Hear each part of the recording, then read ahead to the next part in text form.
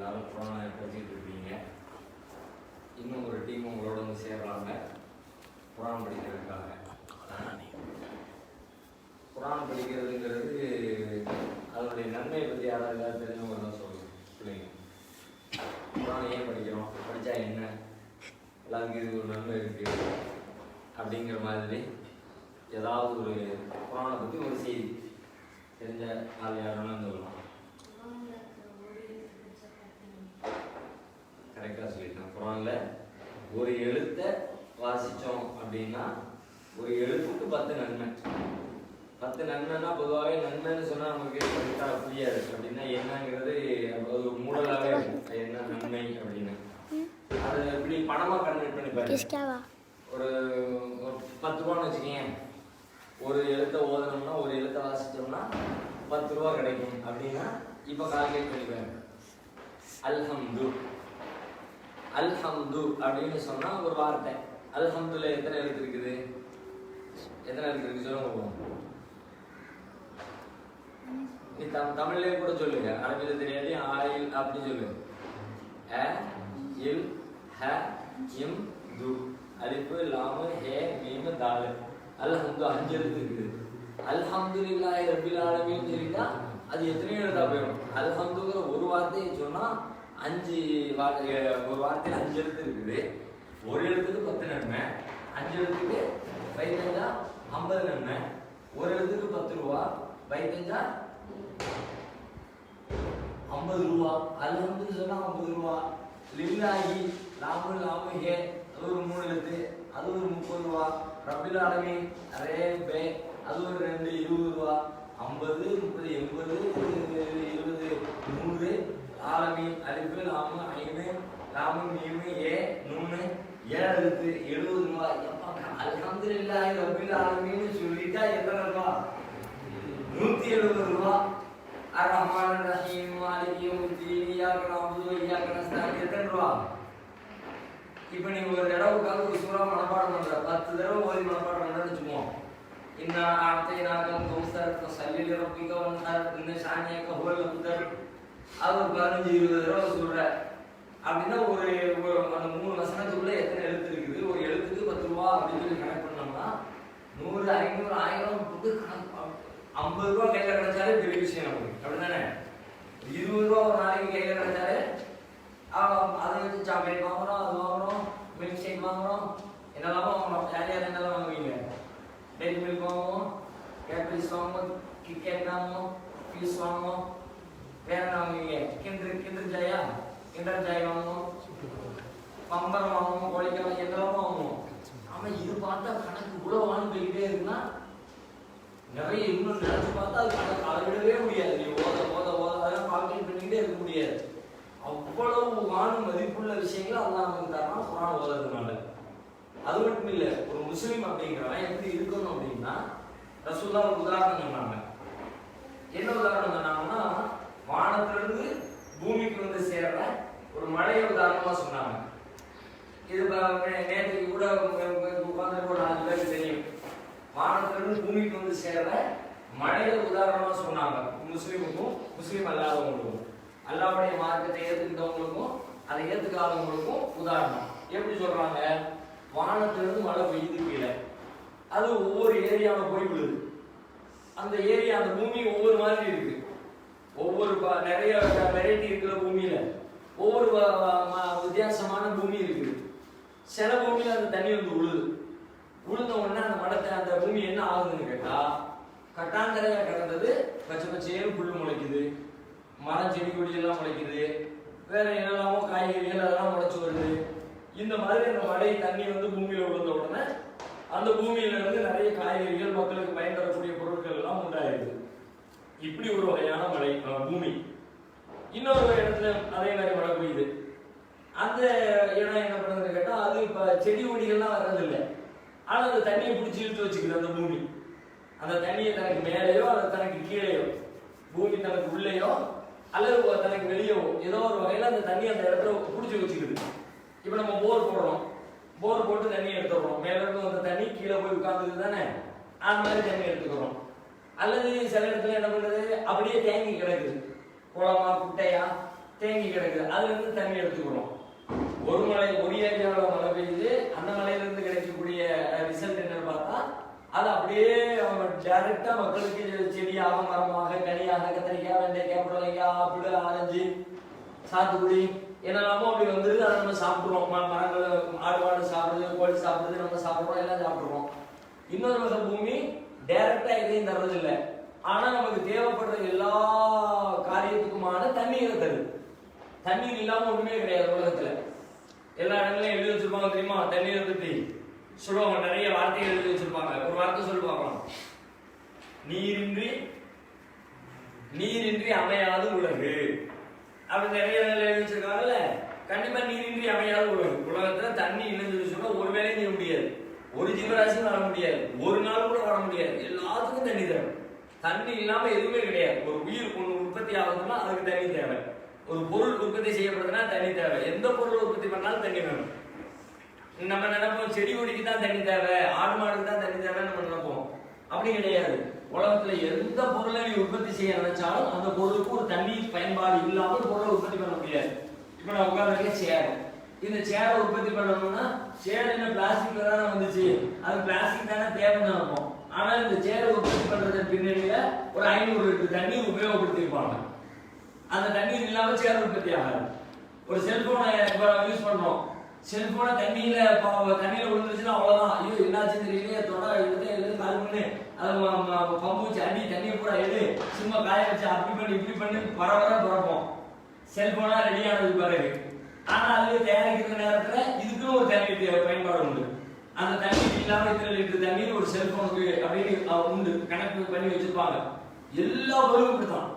நம்ம போடுற சட்டை போடுறோம், சட்டைக்கும் தண்ணி வேணும். நம்ம ஒரு செருப்பு போடுறோம், செருப்பு தயார் பண்றது தண்ணி வேணும். கண்ணாடி போடுறோம், கண்ணாடி தயார் பண்றதுக்கு தண்ணி வேணும். பாய் வச்சு பாயில உட்காந்துருக்கோம், அதுக்கு தண்ணி வேணும். இந்த செங்கல் இருக்குது, சிமெண்ட் இருக்கு, பெயிண்ட் இருக்கு, பீரோ இருக்குது, ஒயர் இருக்கு, புக் இருக்கு, பேப்பர் இருக்கு, ஃபேன் இருக்கு, லைட் இருக்கு, பல்ப் இருக்கு, சுவிட்ச் இருக்கு, என்ன வேணாலும் இருக்குங்க. எதை தயார் பண்றதா இருந்தாலும் தண்ணி இல்லாம முடியாது. அப்ப எல்லாத்துக்குமான அத்தியாவசியமான ஒண்ணு தண்ணீர். தண்ணீர் இல்லாம வாழவே முடியாது. சாப்பாடு இல்லாம கூட ஒரு குறிப்பிட்ட டைம் போகும். ஆனால் நீர் அதை விட குறைஞ்ச நேரத்தில் நமக்கு தண்ணீர் தேவைப்படும். தண்ணி இல்லாம ரொம்ப விக்கிக்கும், அது ஆயிரும். அப்ப தண்ணீர்ங்கிறது ரொம்ப முக்கியமானது. இந்த வேலைகள் எல்லாத்துக்கும் பயன்படக்கூடிய மாதிரி அந்த பூமி என்ன பண்ணுறது கேட்டா, என்கிட்ட தண்ணி எடுத்துக்க அப்படின்னு அந்த தண்ணி அப்படியே வச்சுக்கிட்டே இருக்கும். அந்த தண்ணியை நம்ம எடுத்துட்டு செல்போன் தயார் பண்றதுக்கு எடுத்துக்குவோம். மழை பெஞ்சதுக்கு பிறகு அந்த இடத்துல போய் பார்த்தா அவங்க எந்த செடியும் வந்திருக்காரு, ஒரு புல்லு கூட முளைச்சிருக்காது, ஒரு ஆடு மாடு திங்கிறதுக்கு கூட செடி கொடியும் வளர்ந்துருக்காது அந்த இடத்துல. சரி, செடி கொடி தான் இல்லை, தண்ணி எங்க இருக்கான்னு பார்த்தா தண்ணி தேங்கியும் இருக்காரு. தண்ணி அங்க இழுத்து உள்ளுக்குள்ள இழுத்து வச்சிருக்காரு. வேற என்னதான் பண்ணுச்சு, அது மேல உள்ள தண்ணி ஓடி போயிடும், அது நிக்கவே நிக்காது. கட்டாந்தர சில பகுதியில சில பூமியில உழுது அங்கிருந்து ஓடி போய் இன்னொரு இடத்துல போய் சாக்கடையில் கிடந்துடும். அங்கிருந்து நவுண்டு வேற எங்காவது ஓட மாதிரி ஓடி வேற இடத்துல போய் சேர்ந்துடும். அந்த இடத்துல அந்த தண்ணீர் வந்து தற்காட்சிக்கவே செய்யாது. அப்படின்னா இந்த 3 வகையான பூமியில எந்த பூமி மனிதர்களுக்கு பயன் தரக்கூடிய பூமி, எந்த பூமி மக்களுக்கு பயன் இல்லாத பூமி? மழையை தண்ணீரை இழுத்துக்கிற அந்த முதல் 2 இருக்குல்ல, அது பயன் இருக்கிறது. 3வது மழை வருது, ஆனாலும் யூஸ்லெஸ். வாங்கின மழையை வச்சுக்கிட்டு மக்களுக்கு பயன் தரக்கூடியதா இல்ல. இப்படி 3 வகையான பூமி இருக்குல்ல, இதுல 2 முதல்ல சொல்லப்பட்ட 2 எப்படி இருக்குதோ அது மாதிரி தான் ஒரு முஸ்லீம் இருக்கணும். சொல்றாங்க, நான் கொண்டு வந்த மார்க்கத்தை ஏத்துக்கிட்டு எப்படி இருக்கணும்னு கேட்டா, அவன் இந்த மார்க்கத்தை படிக்கணும், அதை விளங்கணும், அதை சிந்திக்கணும், அதை கடைபிடிக்கணும், அதை அடுத்தவங்களுக்கு சொல்லணும். அவன் கடைபிடிக்கும் போது அவனுக்கு நன்மை, அடுத்தவங்களுக்கு சொல்லும் போது உலகத்துக்கு நன்மை. அப்போ ஒரு முஸ்லீம் அப்படிங்கிறவன் தானும் பயனடைந்து பிறருக்கும் பயன் கொடுக்கிறவன் தான் ஒரு நல்ல முஸ்லீம். யாரு எந்த பயனும் இல்லாம இருக்கிறாங்களோ அவங்கள்ட்ட இருந்து யாருக்கும் எந்த நன்மையுமே இல்லை, யாருக்கும் எந்த நன்மையும் கிடையாது. அந்த மாதிரி யாரு இருக்கிறானோ அவன் முஸ்லீமே, அவன் இஸ்லாத்தை இருக்கிறவனாகவே அர்த்தம் கொள்ள மாட்டான். அவன் ஒரு முஸ்லீம்னு சொன்னா பயன் இருக்கணும், மற்றவங்களுக்கு ஹெல்ப்ஃபுல்லா இருக்கணும், அவனுக்கும் பயன் இருக்கணும், அடுத்தவங்களுக்கும் பயன் இருக்கணும். அந்த வேலை நல்ல வேலைகளை மட்டுமே செய்யணும். எந்த பயனும் இல்லாத ஒரு இஸ்லாம் வந்து சேர்ந்துருக்குது, அல்லாவுடைய மார்க்கம் வந்து சேர்ந்துருக்குது, அதை கேட்கல, படிக்கல, சிந்திக்கல, ஃபாலோ பண்ணல, அடுத்தவங்களுக்கு சொல்ற வேலையை செய்யல, ஒண்ணுமே செய்யல அப்படின்னா கட்டாந்தரையில விழுந்த மழை மாதிரி வானத்திலிருந்து அல்லாஹ்விடமிருந்து வஹி வந்துச்சு, குர்ஆன் வந்துச்சு, வந்து மூளையில விழுந்துச்சு, மக்கள் முன்னாடி சொல்லப்பட்டுச்சு, அதை காது கொடுத்தே கேட்கல, புறக்கணிச்சுட்டு போயிட்டான். இந்த பூமி எப்படி மக்களுக்கு பயன் இல்லாம இருக்குதோ அந்த மாதிரி இந்த மனுஷன் பயனற்ற மனுஷனா போயிட்டான், இவன் ஒரு நல்ல முஸ்லிமே இல்லைன்னு சொல்லணும். இப்ப நாம எப்படி இருக்கணும்? மற்றவங்களுக்கு பயன் தரக்கூடிய ஒரு நல்ல முஸ்லிமா இருக்கணும்ல. அப்ப அந்த மாதிரி இருக்கணும்னு சொன்னா பயன்பாடுலயே பெரிய பயன்பாடு, அடுத்தவங்களுக்கு நாம செய்யக்கூடிய நமக்கு செய்யக்கூடிய பெரிய நன்மை பெரிய பயன் என்ன அப்படின்னு கேட்டா, நாம எப்படி வாழணும், எப்படி இருக்கணும் அப்படிங்கிற விஷயத்த அல்லாஹ் நமக்கு சொல்லித்தர இந்த குர்ஆனை நாம படிச்சோம்னு வச்சுக்குவோம். அந்த குர்ஆனை படிக்கிறது தான் உலகத்துல கிடைக்கிற பயன்களிலேயே நன்மைகளிலேயே பெரிய நன்மை. ஏன்னா எதுவெல்லாம் நன்மைன்னு அதுதான் சொல்லப்பட்டிருக்கிறது, எதையெல்லாம் செய்யணும்னு அதுதான் சொல்லப்பட்டிருக்கு, எதெல்லாம் செய்யக்கூடாதுன்னு அதுதான் சொல்லப்பட்டிருக்கு. அப்ப எல்லா நன்மைகளையும் ஒருத்தன் தெரிஞ்சுக்கணும்னு ஆசைப்பட்டாங்கன்னா அவன் குர்ஆனை படிச்சாகணும். எல்லா நன்மைகளையும் மக்களுக்கு செய்யணும்னு ஆசைப்பட்டாங்கன்னா அவன் குர்ஆனை படிச்சாகணும்.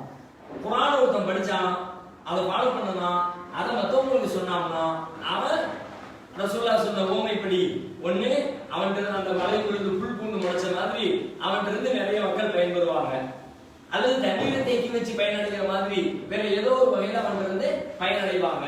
அப்ப பயனடையணும், நானும் பயனடைஞ்சு மற்றவங்களுக்கு பயன் கொடுக்கணும்னு நான் நினைச்சா நான் முதல்ல என்ன செய்யணும்னு கேட்டா குர்ஆனை தான் படிக்கணும். குர்ஆனை படிச்சா பெரிய நன்மை, இது ரசூலுல்லாஹ் நமக்கு சொல்றாங்க. இப்ப நம்ம ஃபர்ஸ்ட் என்ன புரிஞ்சுக்கணும்னா, இவ்வளவு பெரிய நன்மைக்காக நான் வந்திருக்கிறேன். எல்லாரும் உட்கார்ந்துருக்கிற எல்லாரும் என்ன நினைக்கணும், நான் ஒரு பெரிய நன்மை செய்வதற்காக, நானும் நன்மை அடைஞ்சு உலகத்துக்கும் நன்மையை கொண்டு போய் சேர்க்கக்கூடிய ஒரு பெரிய காரியத்தை செய்வதற்காக நான் இந்த இடத்துக்கு வந்திருக்கிறேன் அப்படின்னா இதை நான் யூஸ்ஃபுல்லா கழிக்கணும், உபயோகமா கழிக்கணும், வீணாக்கிற கூடாது. உங்களுக்கு கிடைச்சிருக்கிற இந்த சான்ஸ் இதுக்கு பிறகு இன்னும் கொஞ்ச நாளைக்கு பிறகு மீண்டும் கிடைக்குமான்னு சொல்ல முடியாது. இப்போ ஒரு நல்ல வாய்ப்பு கிடைச்சிருக்கு, எவ்வளவு மாச கணக்கில் இருக்கலாம், ஒரு மாசமா இருக்கலாம், 2 மாசமா இருக்கலாம், பல மாதங்கள் நம்ம பள்ளிக்கூடத்துக்கே போகல, குர்ஆனை படிக்கிற வாய்ப்பு கிடைச்சிருக்குது. அப்ப இந்த வாய்ப்பை நான் மிஸ் பண்ணாம நல்லபடியா படிச்சு குர்ஆனை படிச்சு நான் அதிகமா குர்ஆன்ல இருந்து தெரிஞ்சுக்குவேன் அப்படின்னு முதல்ல நாம மனசுக்குள்ள ஒரு உறுதி எடுத்து வச்சுக்கணும். முதல் செய்தி. ரெண்டாவது விஷயம் என்ன அப்படின்னு கேட்டா, குர்ஆனை நாம படிச்சோம்னு சொன்னா நமக்கு கிடைக்கிற இன்னும் அபரிமிதமான நன்மைகள் வேற என்ன நன்மைகளா இருக்குது அப்படின்னு பார்த்தா, அதுல ஒரு நன்மையை மார்க்கம் சொல்லுது, குர்ஆனை படிச்சவங்க தான் மனிதர்களை தலைமை தாங்கி வழிநடத்துகிற அதிகாரம் கிடைச்சவங்களா இருப்பாங்க. மக்களை வழிநடத்துகிற லீடர்ஸா இருக்கிறாங்கல்ல, இப்ப ரசூலுல்லாஹ் அவங்க அல்லாஹ்வால் தேர்ந்தெடுக்கப்பட்ட தூதர், அவங்க தான் லீடர், அவங்க தான் தலைவர், அவங்க உலகம் உள்ளளவுக்கு உள்ள தலைவர் ரசூலுல்லாஹ் இருக்குமோ. அவங்க எப்படி இருந்தாங்க, அவங்க குர்ஆனை மனப்பாடம் பண்ணா ஹாஃபிஸா இருந்தாங்க, அவங்க குர்ஆனை மனப்பாடம் பண்ணி வச்சிருந்தாங்க ரசூல் ஸல்லல்லாஹு அலைஹி வஸல்லம் ஒன்று. அதுக்கு பிறகு அடுத்தடுத்து இந்த இஸ்லாமிய நாடுகள்ல இஸ்லாமிய அரசை வழிநடத்துற தலைவர்களா இருந்தாங்கல்ல, யாரெல்லாம் அதுக்கு எடுத்து வந்தா தலைவர்களா? ரசூலுல்லாஹ்வுக்கு பிறகு யார் தலைவரா இருந்தா? ரசூலுல்லாஹ் ஒரு பெரிய தலைவரா இருந்து ஊருக்கு எல்லாம் நீதி வழங்கினாங்க, எல்லாத்துக்கும் நேர்மையா இருந்தாங்க, எல்லாத்தையும் நிர்வாகம் பண்ணாங்க. இப்ப நம்ம நாட்டின் தலைவர் இருக்கிறாங்கல்ல, தலைவர்னா வேற பேர் வச்சிருப்போம், பிரதமர் வச்சிருப்போம், ஜனாதிபதி வச்சிருப்போம், அவங்க தானே தலைவர். அந்த மாதிரி ரசூலுல்லாஹ் ஒரு நாட்டு தலைவரா இருந்தாங்க. அவங்க மூத்தா போனதுக்கு பிறகு அதுக்கு பிறகு அடுத்த தலைவர் வந்தது யாரு சொல்லு, அதையும் சொல்லு. சூப்பர், கரெக்டா சொல்லிட்டான். அபூபக்கர் ரலியல்லாஹு அன்ஹு அடுத்த தலைவரா வந்தாங்க. அபூபக்கர் ரலியல்லாஹு அன்ஹு யார் எப்படி இருந்தாங்க அப்படின்னா, அவங்க குர்ஆனை மனப்பாடம் பண்ணாங்க. அபூபக்கர் சித்திக் இருக்கிறாங்க, சாதாரண ஆளு இல்ல. ரசூலுல்லாஹ் இருக்கிறவங்க ரசூலுல்லாஹ் பெருசான தலைவர், அவங்க அல்லாஹ்வுடைய தூதர், அவங்களுக்கு இருக்கிற கேட்டகரியே தனி. அவங்க என்ன சொன்னாலும் உலகம் கட்டுப்படும், மக்கள் கேட்பாங்க, அதுல பிரச்சனை கிடையாது. ஆனா அவங்க மூத்தா போனதுக்கு பிறகு பேஜ் இருந்து போச்சு, இன்னும் அவங்களும் தெரியல, இவ்வளவு பெரிய நிர்வாகத்தை கட்டியமைச்சுட்டாங்க, அது எல்லாத்தையும் எப்படி வழிநடத்தி கொண்டு போறதுன்னு தெரியல, எப்ப பார்த்தாலும் பிரச்சனை, வெளியூர்கள்ல ஆளாளுக்கு ரசூலுல்லாஹ் மூத்தா போயிட்டாங்கன்னு தெரிஞ்ச உடனே எப்படின்னா இந்த இஸ்லாமிய நாடை துண்டு போடலாம்னு அவன் பிளான் பண்ண ஆரம்பிச்சுட்டான். முஸ்லிம்களுக்கு உள்ளுக்குள்ளே உட்கார்ந்து சில பேரு அவங்க உள்ளுக்குள்ளே சண்டை போட ஆரம்பிச்சுட்டாங்க, பக்கத்து நாட்டு மன்னர்கள் சண்டை படையெடுக்க ஆரம்பிச்சுட்டாங்க. சில பேர் எப்படி எல்லாம் வந்துட்டாங்கன்னு கேட்டா, ரசூலுல்லாஹ் மூத்தா போனோன்னு ஒரு நபி மூத்தா போயிட்டாங்க, அவங்க இறந்தாங்க, இவன் அடுத்து நான் நபின்ட்டான், அப்படி எல்லாம் வந்துட்டாங்க. ரசூலுல்லாஹ் பேரு நபி உண்டா?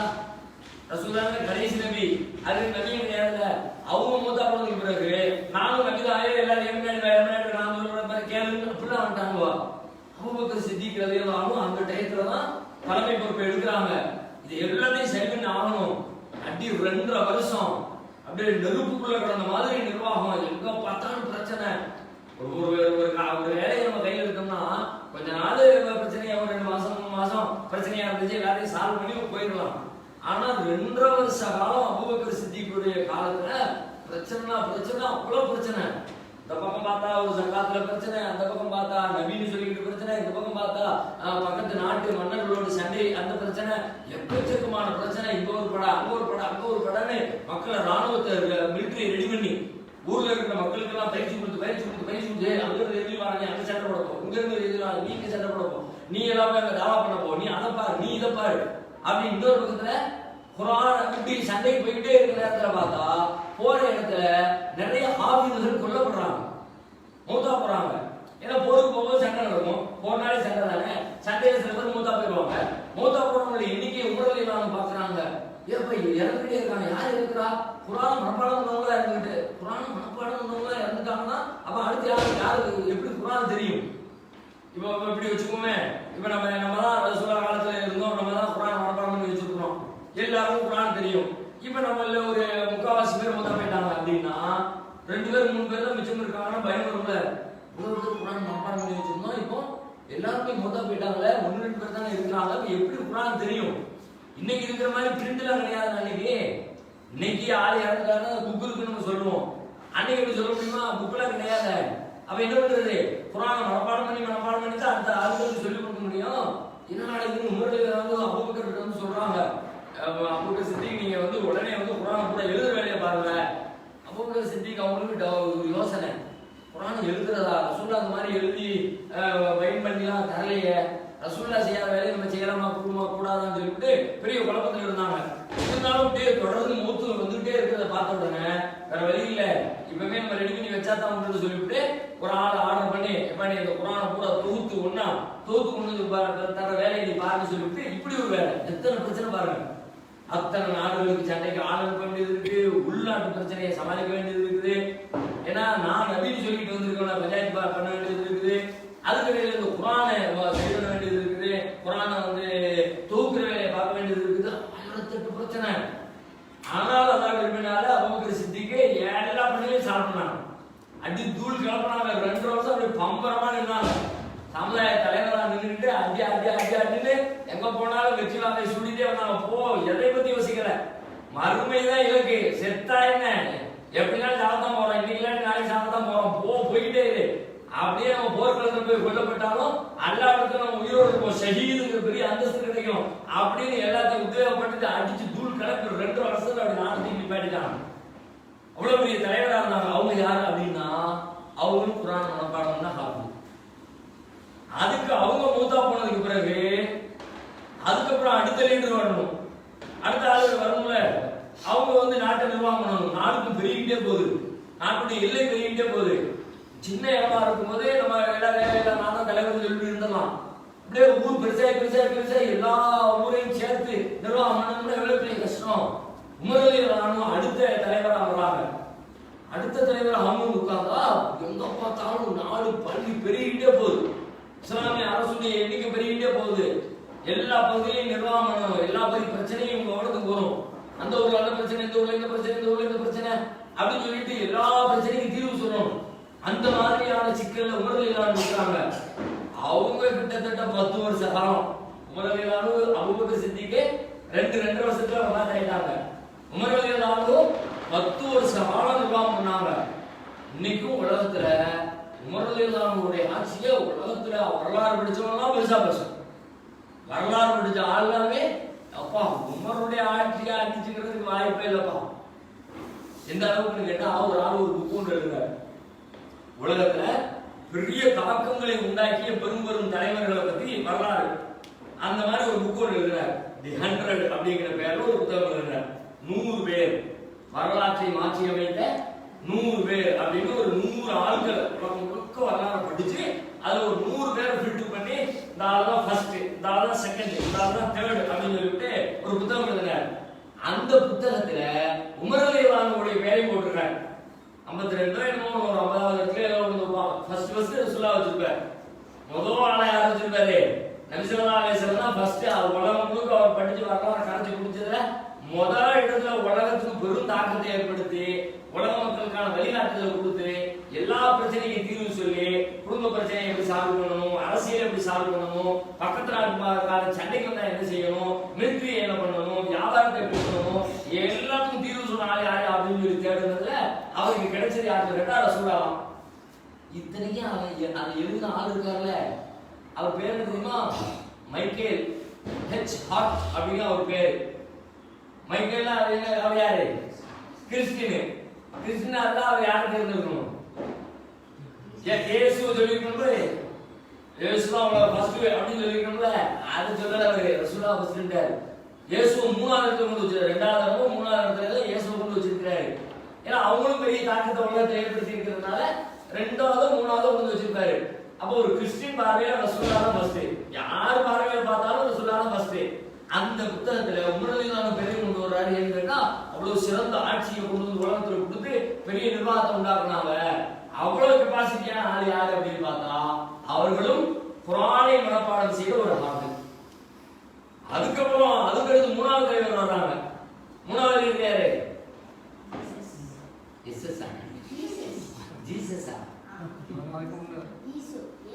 ரசூலுல்லாஹ்வுக்கு பிறகு அந்த தலைவர் ரசூலுல்லாஹ்வுக்கு பிறகு அவங்க என்ன ரசூலுல்லாஹ் பிறகு வந்தாங்க? இயேசு, ஜீசஸ். ஈசா நபி ரசூலுல்லாஹ்வுக்கு முன்னாடி வந்த நபி. Abu Bakr Siddique, Umar ibn Khattab, அடுத்து மூணாவது ஆள் யாரு? அலிரஹ்மான் உஸ்மான் ரலியல்லாஹு அன்ஹு. கரெக்ட். உஸ்மான் இப்னு அஃபான், அவ அப்பா பேர் அஃபான். உஸ்மான் ரலியல்லாஹு அன்ஹு ரொம்ப பெரிய ஆளு. அவங்களும் சாதாரணமான ஆள் கிடையாது. ஆனா அவங்க ஆட்சிக்கு வரும்போது பார்த்தா நிறைய பிரச்சனை. ஏன்னா ஊர் ரொம்ப பெருசாயிட்டு. உமர் ரலியல்லாஹு அன்ஹு அவங்க ஒரு வகையா ஆட்சி பண்ணிட்டு போயிட்டாங்க. ஆனா உஸ்மான் ரலியல்லாஹு அன்ஹு வரும் பொழுது இவ்வளோ பெரிய நிர்வாகத்தை கட்டி எடுத்துட்டு போகணும். ஒரு பெரிய சிக்கலான காலகட்டம் அது. முஸ்லிம்களுக்குள்ளே நிறைய சண்டைகள்லாம் உண்டாயிடுச்சு, நிறைய குரூப் உண்டாயிடுச்சு. நானா நீங்களான்னு சொல்லிட்டு எல்லாத்தையும் எதிரியை சமாளிச்சிருவான். உள்ளுக்குள்ள பிரச்சனை வந்துச்சுன்னா பக்கத்து வீட்டுக்காரன் சண்டைக்கு வந்தா வீட்டுல இருக்க எல்லாரும் கேட்கலாம். வீட்டுக்குள்ளே இருந்தா வீட்டுல இருக்க 3 பேருமே ஒருத்தர் இன்னொருத்தர் முடிச்சுக்கிட்டு இருந்தா என்ன வாழ முடியுமா? வெளியில உள்ளவங்க சண்டை போட்டுக்கலாம். உஸ்மான் ரலியல்லாஹு அன்ஹு ஆட்சிக்கு வரும்போது அந்த மாதிரியான காலகட்டம். அவங்களும் சும்மா இருக்கல, அவங்களும் விளாசுனாங்க. ஆனா கடைசியில அவங்க கையை மீறி போய் அவங்களுக்கு எதிராக ஒரு பெரிய டீம் சூழ்ச்சி பண்ணி யூதர்கள் என்ன பண்ணிட்டாங்கன்னு கேட்டா உஸ்மான் ரலியல்லாஹு அன்ஹு பத்தி தப்பு தவறுமா பொய்யெல்லாம் சொல்லி விட்டு வெளியில இருந்து ஆட்களை திரட்டிட்டு வந்து ரகசிய கூட்டம் போட்டு கடைசியில அவங்கள கொலை பண்ணிட்டாங்க. உமர் ரலியல்லாஹு அன்ஹு கொலை தான் பண்ணாங்க. ஆனா அது ஒரு சுவாரஸ்யமான நிகழ்ச்சி. உமர் ரலியல்லாஹு அன்ஹு ஒரு காலகாலத்தால சுகுத்தொழுது இருக்கும்போதுதான் ஒரு யூத பையன் வந்து குத்திட்டு கத்தி வச்சு குத்திட்டு தப்பிச்சு ஓடுவான். தொழுது வீட்டு கல்யாணத்துல ஆளை பிடிப்பான் பாருங்க, எப்படி பிடிப்பான் தெரியுமா? உமர் ரலியல்லாஹு அன்ஹு குத்திட்டு தொழுது இருக்கும், குத்திட்டு ஓடிடுவான். ஓடுன ஆளை பிடிப்பாங்க. எப்படி பிடிப்பாங்கன்னு கேட்டா தலையில போட்டு தொப்பி வச்சுக்கிட்டு ஒருத்தர் அடிப்பார், ஓங்கி அடிச்சு அடி ஆளை சுட்டு விழுந்துருவான். அப்படிதான் பிடிப்பாங்க. தலையில போட்டு தொப்பி வச்சுட்டு அடிச்சோடனே எப்படி நம்ம விழுவான்? இப்ப இன்னைக்கு இருக்க தொப்பிக்கு அடிப்பாங்க, விழுதான் பார்ப்போம். அழகா அடிக்காச்சு கையில் வச்சு பண்ணிடுவோம். அது என்ன தொப்பினா இப்ப நம்ம போட்டுக்கிட்டு இருக்கோம் இது இல்ல தொப்பி. இது இப்ப சும்மா பின்னாடி வந்தது. அப்ப போட்ட தொப்பிங்கிறது என்னன்னு கேட்டா அது தலை கவசம், இரும்பு கவசம், தலையை பாதுகாப்பு. ஹெல்மெட் மாதிரி வச்சுக்கேன், நமக்கு புரியுற மாதிரி சொல்றதா ஹெல்மெட் மாதிரி வச்சுக்கேன். நல்ல ஸ்ட்ராங்கான ஹெல்மெட் வச்சுக்கிறது மண்டையில் அடிக்க அப்படி இருக்கும். அவ்வளவுதான். நம்ம மண்டையே வேற கீழே விழுந்தாலும் பாதுகாக்கிற அந்த ஹெல்மெட் எவ்வளவு ஸ்ட்ராங்கா இருக்கும். அந்த மாதிரி போர்க்களத்துக்கு போகும்போது தலையை பாதுகாக்கிறதுக்காண்டி போட்டுட்டு போற கவசத்துக்கு மாதிரி இரும்பு கவசம் போட்டிருப்பாங்க. அதை விட்டு அடிச்ச உடனே ஆளு சொல்லிட்டு ஆளை பிடிச்சி அது முறையில் அவங்க மூத்த போற நேரத்தில் நடந்த நிகழ்ச்சி. உஸ்மான் ரலியல்லாஹு அன்ஹு அது மாதிரி இல்லை. வீட்டுக்குள்ள போய் அரெஸ்ட் பண்ணி அவங்கள இது பண்ணி ஆனாலும் 3வது ஆட்சியாளர் ஒரு நல்ல சிறந்த ஆட்சியாளர்.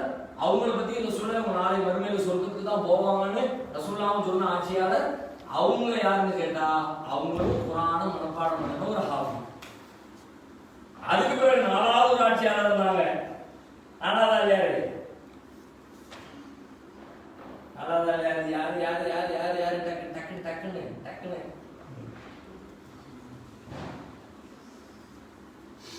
சொல்லிடு.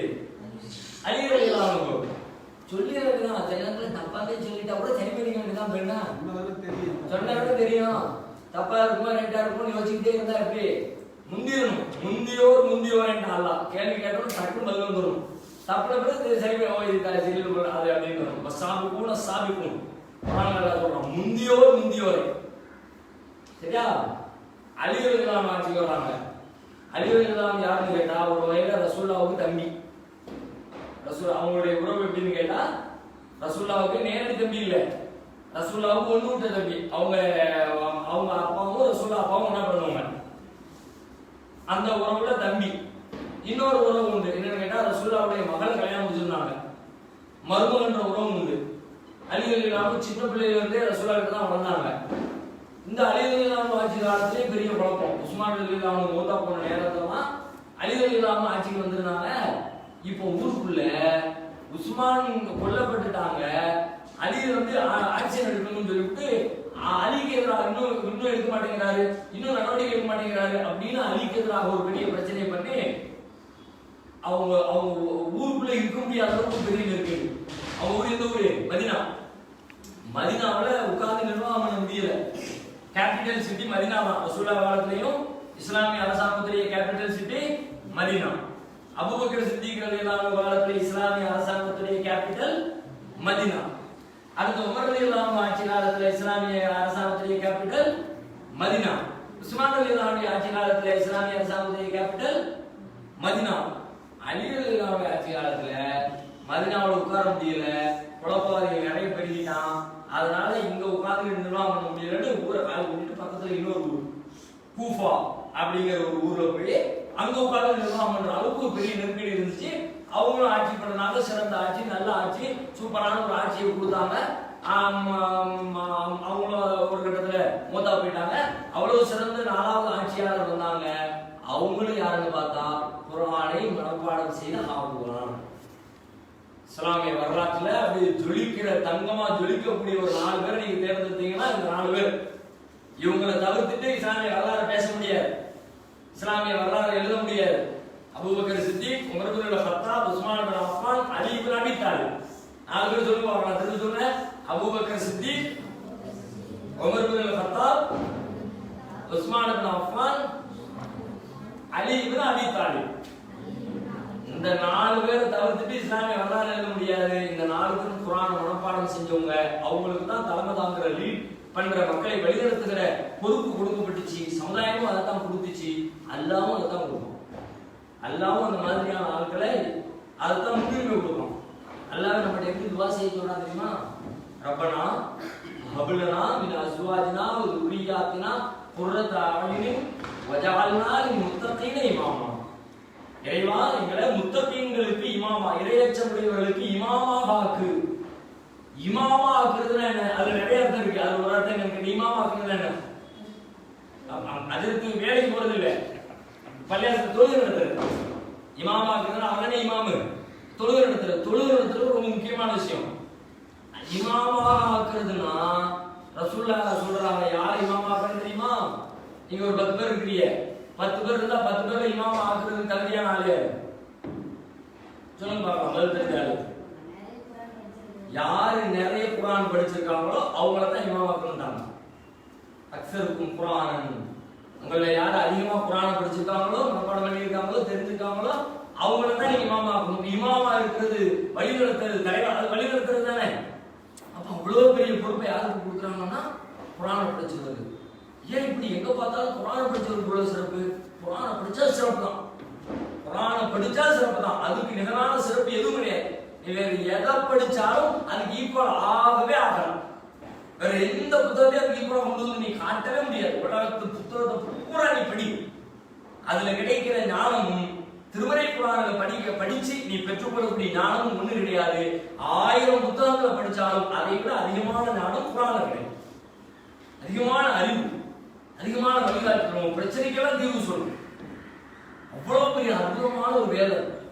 அப்ப அந்த புத்தகத்தை நீ படிக்க வந்திருக்கோம்னா, இப்ப மனப்பாடம் பண்றோம், திரும்ப திரும்ப படிக்கிறோம், படிச்ச நன்மை, மனப்பாடம் பண்ற நன்மை, அடுத்த ஸ்டெப் அதை புரிஞ்சுக்கிற நன்மை, அதுக்கு அடுத்த ஸ்டெப் அதை செயல்படுத்துற நன்மை. ஒரு விஷயத்தை பார்க்கிறோம், படிக்கிறோம், சிந்திக்கிறோம், மனசுல பதிய வைக்கிறோம், செயல்படுத்துறோம். ஒண்ணுக்கு சில நன்மை உண்டு.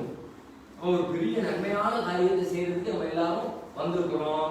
அதனால இந்த நேரத்தை இது நமக்கு இப்படி ஒரு நேரம் கிடைக்குமா என்ன நமக்கு தெரியாதுங்கிறத புரிஞ்சுக்கிட்டு எல்லாரும் கவனமா குர்ஆன் அது இங்கிருந்து போகும்போது ஒவ்வொருத்தரும் அதிகபட்சமா குர்ஆன் மனப்பாடம் பண்ணியிருக்கணும். இன்ஷா அல்லாஹ் இப்போதைக்கு வந்திருக்கக்கூடிய ஆட்கள் இங்கிருந்து போகும் பொழுது குறைந்தபட்சம் 4 ஜுஸுகளை மனப்பாடம் பண்ணிட்டு போகணும். போயிடலாமா இன்ஷா அல்லாஹ்?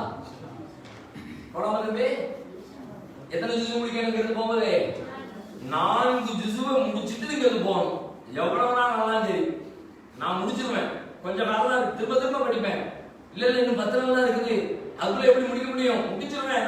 மகரிபில ஒரு பக்கம் படிச்சுட்டேன், அது முடிச்சு இஷாவோட ஒரு 1/2 பக்கம் படிச்சிருவேன், காலையில ஸ்கூல்ல இருந்து ஒரு 1/4 பக்கம் படிச்சிருவேன், ஒரு நாளைக்கு 2 பக்கம் படிச்சிருவேன், 2 பக்கம் படிச்சிருவேன் அப்படின்னு ஆளாளுக்கு போட்டி போட்டு படிச்சேன்னா 4 ஜுஸு மனப்பாடம் பண்றது பெரிய விஷயமே கிடையாது. நீ இதுல மனப்பாடம் பண்ணி பிராக்டிஸ் பண்ணீங்கன்னு வச்சுக்க, இங்க இருந்து நீ படிச்சு முடிச்சு ஸ்கூலுக்கு போற தெரியுமா? ஸ்கூல்ல நீ தான் டாப்பரா இருக்க. ஸ்கூல்ல நீ தான் டாப்பர் கூச்சிக்க. குர்ஆனை மனப்பாடம் பண்ணி பிராக்டிஸ் பண்ணிட்டு நீ அங்க போய் படிக்க சொன்னா உனக்கு அதான் ஒரு தம்மா துண்டா தெரியும்.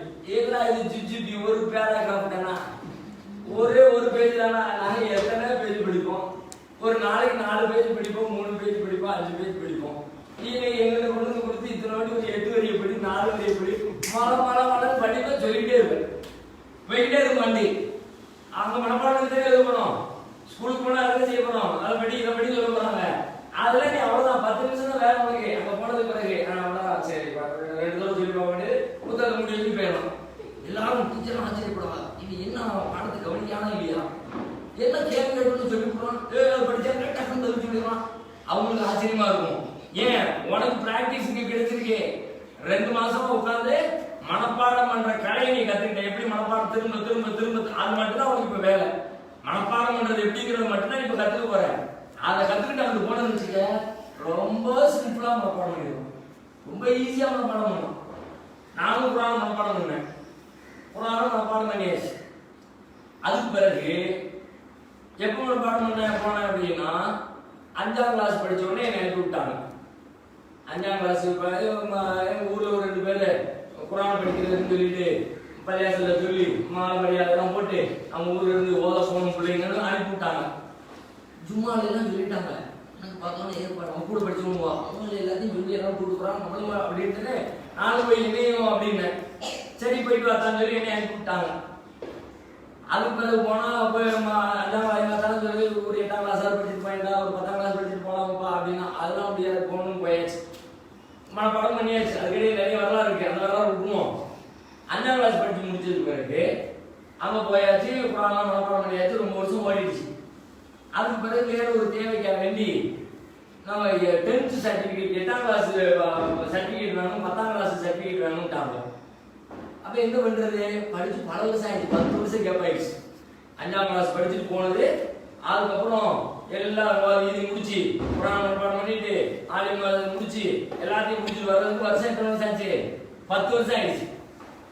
10 வருஷத்துக்கு பிறகு 8ஆம் கிளாஸ் 10ஆம் கிளாஸ் சர்டிபிகேட் வேணுங்கிறாங்க. என்னடா செய்யறது அப்படின்னு பார்த்தா வேற வழி இல்ல, படிச்சு எழுதிடுவோம்.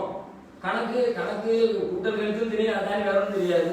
தமிழ் சும்மா எழுத படிக்கிறது அவ்வளவுதான், இங்கிலீஷ் அவ்வளவுதான் அப்ப படிச்சது. அதுக்கப்புறம் இங்கிலீஷ் எதையும் தொட்டே பார்க்கல.